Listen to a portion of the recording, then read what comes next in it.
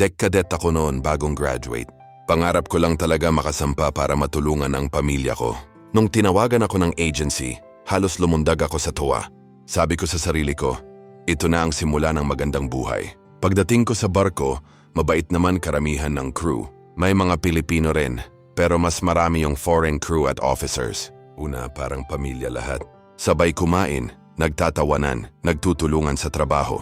Kahit mahirap ang alon, kahit laspag, okay lang kasi kasama ko sila. Pero may isang opisyal, chief mate namin. Matanda na, matagal na sa barko. At sabi ng iba, may impluensya sa company. Sa umpisa pa lang, parang may mga biro siyang hindi maganda. Gwapo ka ha, cadet. Pwede ka sa akin, sabay halakak. Akala ko biro lang. Nahiya akong umalma. Sabi ko sa sarili ko, wag na lang pansinin para walang gulo. Minsan kapag duty ko sa bridge, bigla niya akong lalapitan. Minsan ipapatong kamay niya sa balikat ko. Minsan hihimasin batok ko. Sinasabi niyang relax lang. Cadet, kinakabahan ako pero hindi ko masabi kung ano ang tama kong gawin. Tinitiis ko kasi ayokong mawalan ng evaluation o ma-extend ang kontrata. Sabi ng iba, magtiis ka lang, ganyan talaga sa barko. Hanggang isang gabi na off-duty siya at nakainom. Pinatawag ako sa cabin niya para raw magkwentuhan. Pagpasok ko, lasing na siya. Sinara niya ang pinto. Niyakap niya ako bigla. Nagpumiglas ako pero mas malaki siya. Sinuntok niya ako sa tiyan at tinakot. Pinilit niya ako. Hindi ko na idedetalye lahat pero ni-rape niya ako doon. Hindi ako makasigaw. Umiiyak ako pero wala akong magawa. Natapos yon at iniwan niya akong nakahandusay. Sabi niya walang makakaalam nito. Huwag kang magingay kung ayaw mong masira.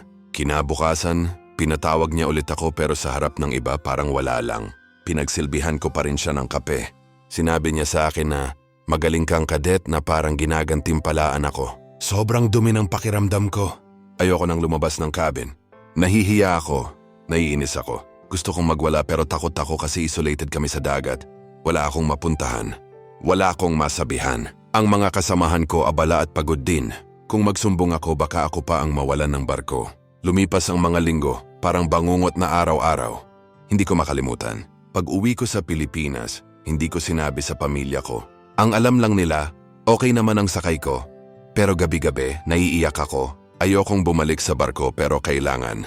Ayokong masira pangarap ko. Pero takot na takot ako. Hanggang ngayon, dala ko pa rin ang bigat. Ngayon lang ako nagsusulat nito. Sana may makabasa. Sana may makaintindi. Sana may magbago. Sa mga nagbabalak palang sumampa, ingat kayo. Hindi lahat masaya. Hindi lahat ligtas. Sana ang mga kumpanya seryosohin ito. Sana may makinig.